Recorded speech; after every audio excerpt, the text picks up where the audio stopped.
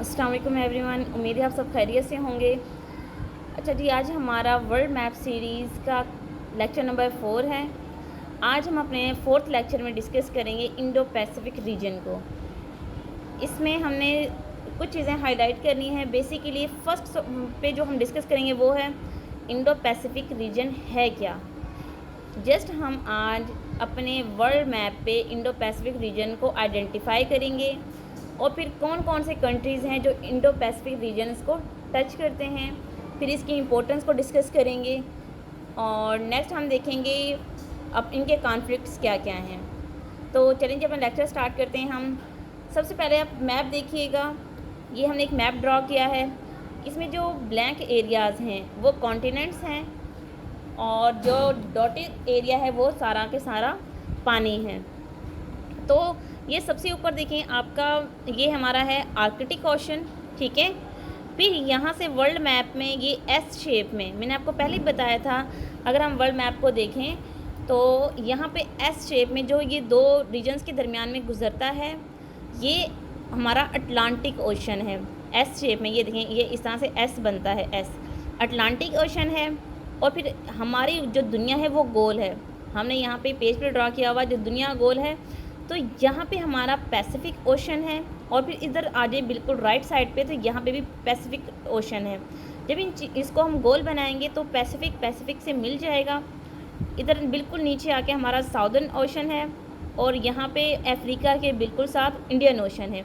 ये तमाम के तमाम हमारा वाटर बॉडी यानी कि तमाम का तमाम पानी है और ये दरमियान में जो है ये इलाका हमारा कॉन्टिनेंट्स हैं, like north America, south America. और मैंने आपको प्रीवियस लेक्चर में बताया था जो रियल यूएस है, रियल यूएस नॉर्थ अमेरिका के बिल्कुल मिड में है, ठीक है। फिर हम देखेंगे कि हमारी जो इंडो पैसिफिक रीजन है वो कौन कौन से हैं। इंडो पैसिफिक रीजन्स में आते हैं हमारे पास Brazil, kingdom of Saudi Arabia, India, China, Japan, US, Europe, Africa. ये तमाम की जो रीजन्स हैं ये क्लेम करते हैं ये जो वाटर बॉडीज़ हैं ये हमारे कंट्रोल में हैं। और ये क्लेम करते हैं क्यों हैं? ये क्लेम इसलिए करते हैं, वो कहते हैं कि भाई अगर इस रीजन पे हमारा कंट्रोल आ जाए तो इससे हमारी इकॉनमी बूस्ट अप करेगी, इकॉनमी ग्रो होगी। और किसी भी कंट्री की जो इकॉनमी है वो बेस करती है उसकी ट्रेड पे। उसकी जो ट्रेड होती है अगर वो अदर कंट्री से ज़्यादा चीज़ें इंपोर्ट करेंगे तो इकॉनमी कोलैप्स कर जाएगी। अगर वो एक्सपोर्ट्स को बढ़ाते हैं तो इकॉनमी बूस्ट हो जाएगी। इसके अलावा अगर हम देखें जो इंडो पैसिफिक रीजन है ये बेसिकली एक जगह है इमर्जिंग इकोनॉमीज़ की, like Brazil, Japan and ASEAN countries, ठीक है। फिर अगर हम देखें ये एक क्रूशल हब है for global trade and commerce, यानी कि दुनिया की जितनी भी ट्रेड है उसका 70%, दुनिया की ओवरऑल ट्रेड का 70% इंडो पैसिफिक जो रीजन है यहाँ से गुज़रता है, ठीक है, इंडो पैसिफिक रीजन से गुज़रता है। फिर अगर हम देखें यहाँ की पॉपुलेशन को देखें, पॉपुलेशन की रेशो निकालें तो 62%, तमाम तर दुनिया की 62% जो पॉपुलेशन है वो इंडो पैसिफिक रीजन्स में आबाद है। और अगर हम देखें शिपिंग रूट्स के तो ओवरऑल में से 64% जो शिपिंग रूट्स हैं वो इंडो पैसिफिक रीजन से गुजरते हैं। तो इसीलिए हर कंट्री ये क्लेम करता है कि इंडो पैसिफिक पे हमारा कब्ज़ा है।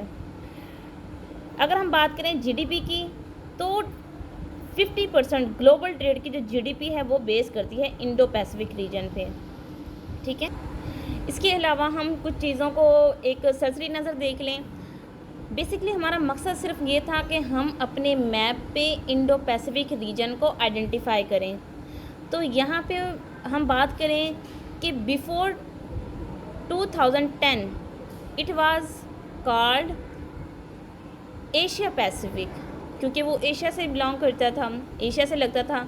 फिर जब बाकी रीजन्स ने बाकी कॉन्टिनेंट पे वहाँ पे क्लेम कर दिया तो it was change into Indo Pacific region. तो ये यहाँ पे एक एमसीक्यू भी बन सकता है कि एशिया पैसिफिक 2010 से पहले क्या था, या फिर इंडो पैसिफिक कब बना, 2010 में बना। तो फिर यहाँ पे कुछ वेस्ट की पावर्स ने एमर्ज करना शुरू कर दिया, फिर साथ ही उनमें से इन्फ्लुएंस लिया ईस्टर्न पावर्स ने भी। तो इस तरह से इनके दरमियान में एक टसल स्टार्ट हो गया, फिर ऑर्गेनाइजेशंस बनी, फिर ट्रीटी साइन हुई। और अगर हम अपने देखें CSS PMS के सिलेबस में इंडो पैसिफिक रीजन्स की बहुत ज़्यादा इम्पोर्टेंस है। मैंने आपको पहले भी चीज़ कंफर्म बताई थी कि हम अपने इन छोटे छोटे मैप्स में, इन छोटे छोटे वीडियो लेक्चर्स में चीज़ों को जस्ट एक दूसरे के साथ लिंक कर रहे हैं, कॉन्फ्लिक्ट्स को आइडेंटिफाई कर रहे हैं, रीजन्स को रिकॉग्नाइज़ कर रही हैं कि कौन सा रीजन कहाँ पे है और वहाँ पे क्या सिचुएशन है। जब एंड ऑफ द डे हम अपना पूरा एक मैप ड्रा करेंगे तो हमें ना सिर्फ जियोग्राफी की समझ आएगी, बल्कि हमें अपने करंट एंड पाकिस्तान अफेयर के ऑलमोस्ट जितने भी कवर होंगे वो तमाम के तमाम कवर होते दिखाई देंगे। तो फिर होता कुछ इस तरह से, जब वेस्टर्न और ईस्टर्न में एक टसल स्टार्ट होता है इस रीजन को लेके, तो वो क्या करते हैं, वो ट्रीटी साइन करते हैं। जिस तरह क्वाड एक ट्रीटी है, ठीक है, क्वाड ओकास, ये 2 ट्रीटीज़ अभी अगर हम करंट सिनेरियो से देखें तो इनकी बहुत ज़्यादा सिग्निफिकेंस है। इन दोनों ट्रीटीज़ को इंशाल्लाह इन पे हम अलग से अपना एक लेक्चर देंगे, बिकॉज़ ये एक ह्यूज ट्रीटीज़ हैं। इनको हम डिस्कस करेंगे इन डेप्थ जाके अपने करंट अफेयर्स की सीरीज़ के अंदर। नेक्स्ट देखें, trade from Pacific to Indian regions. ये जो इंडो पैसिफिक रीजन है, यहाँ से ट्रेड होती है पैसिफिक टू इंडियन रीजन्स। फिर इससे क्या होता है, इससे हुआ कुछ इस तरह से था, इसे जियोपॉलिटिकल जो टसल था, जो एक कंपटीशन था, वो बढ़ जाता है किन के दरमियान में, US और चाइना के दरमियान में। US चाइना की राइवलरी जो है उससे कौन वाकिफ़ नहीं है। अगर हम बात करें वर्ल्ड वाइड तो मल्टीपोलैरिटी वर्ल्ड में सबसे बड़ी जो राइवलरी है वो US चाइना की है। अगर US की हम बात करें, US को सपोर्ट करता है इंडिया, जो कि एक दुनिया की बहुत बड़ी, एक तो डेमोक्रेसी है, दूसरा वहाँ की पॉपुलेशन बहुत ज़्यादा है, फिर वो एक इमर्जिंग इकॉनमी है। अगर हम दूसरी साइड पे बात करें तो चाइना को सपोर्ट करता है रशिया, जो कि दोबारा से ग्रो कर रहा है। तो इस तरह से इनकी चल रही है। और अगेन जो वर्ल्ड है, मल्टीपोलैरिटी तो खैर है ही, मल्टीपोलैरिटी का वर्ड तो दे दिया गया है, बट आई थिंक ये बायपोलैरिटी चल रही है, यानी कि एक ब्लॉक US लेड कर रहा है, दूसरा ब्लॉक चाइना लेड कर रहा है। तो अब किसकी विक्ट्री होती है, ये बहुत अनसर्टन चीज़ है, बिकॉज़ ये दोनों ही अपने पावर एंड फंक्शंस में बहुत आगे निकल चुके हैं। फिर होता इससे क्या है, जब ये इनकी राइवलरी है तो इंडो चाइना से जुड़े हुए कुछ प्रोजेक्ट्स हैं, जिस तरह BRI है, CPEC है, फिर उन्होंने ये साइन किए। क्योंकि इंडो पैसिफिक रीजन में अगर हम बात करें, इंडो पैसिफिक रीजन में हम कुछ कॉन्फ्लिक्ट्स की बात करते हैं, क्योंकि जब राइवलरी इस रीजन को अपने कंट्रोल में लेने की कोशिश करती हैं तो यहाँ पे टसल्स आ जाते हैं, लाइक टेरिटोरियल डिस्प्यूट्स आ जाते हैं, मैरीटाइम टेंशन्स आ जाती हैं, क्योंकि सैंक्शंस लगा देते हैं। US सैंक्शन लगाता है चाइना पे और चाइना अपनी पूरी कोशिश करता है US पे सैंक्शंस लगाने की। तो फिर इन तमाम सिनेरियोज़ को माइंड में रखते हुए चाइना क्या करता है, ये पाकिस्तान के साथ एक ट्रीटी साइन करता है, एक प्रोजेक्ट साइन करता है जिसका नाम है CPEC, यानी कि चाइना पाकिस्तान इकनॉमिक कॉरिडोर। अब पाकिस्तान अपनी ग्वादर पोर्ट चाइना को यूज़ करने की परमिशन दे रहा है, जिससे चाइना को बेतहाशा फ़ायदा भी हो रहा है। ये नेक्स्ट हम इंशाल्लाह अपने टॉपिक में डिस्कस करेंगे CPEC है क्या। तो फिर ये इनकी वेपन की जो एक वॉर है वो भी बहुत ज़्यादा बढ़ जाती है। फिर US क्या करता है, US एक पॉलिसी बनाता है 2017 के अंदर टेररिज्म को लेके। कहते हैं कि जो टेररिज्म है US के लिए सेकंड बिगेस्ट थ्रेट है, ठीक है, और फिर चाइना भी इनके लिए एक बहुत बड़ी थ्रेट बन चुकी है। तो ये क्या करते हैं, तो 2017 के अंदर प्रेसिडेंट डोनाल्ड ट्रम्प साहब क्या करते हैं, open Indo Pacific trade, free open Indo Pacific trade एक साइन करते हैं। उसका बेसिकली मकसद क्या होता है, वो उनका मकसद होता है promotion of rule based order, freedom of navigation, revival of quad.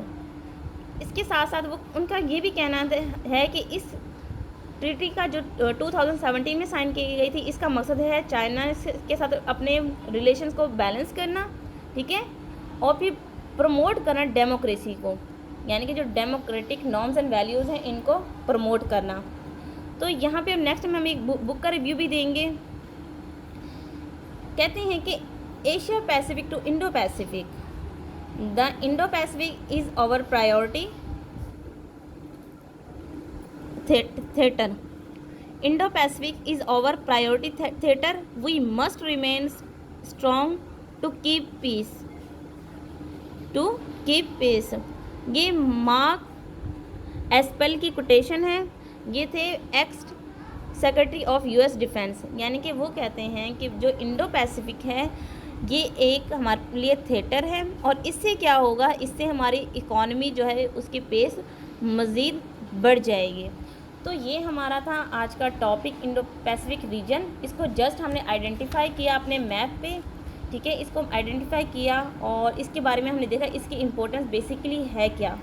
Next जैसे जैसे हम बढ़ते जाएंगे, हमारे तकरीबन 40 से प्लस टॉपिक्स हैं मैप्स को लेके और टसल्स को लेके, और जब छोटे छोटे इन टुकड़ों में हमारे मैप्स कवर होंगे तो एंड ऑफ द डे हमारा कंप्लीट मैप जो होगा वो तैयार हो जाएगा। उम्मीद है आपको चीज़ों की समझ आ गई होगी। नेक्स्ट इंशाल्लाह मिलेंगे एक नए टॉपिक साथ, तब तक अपना ख्याल रखिएगा। जज़ाकल्लाह, अल्लाह हाफिज़।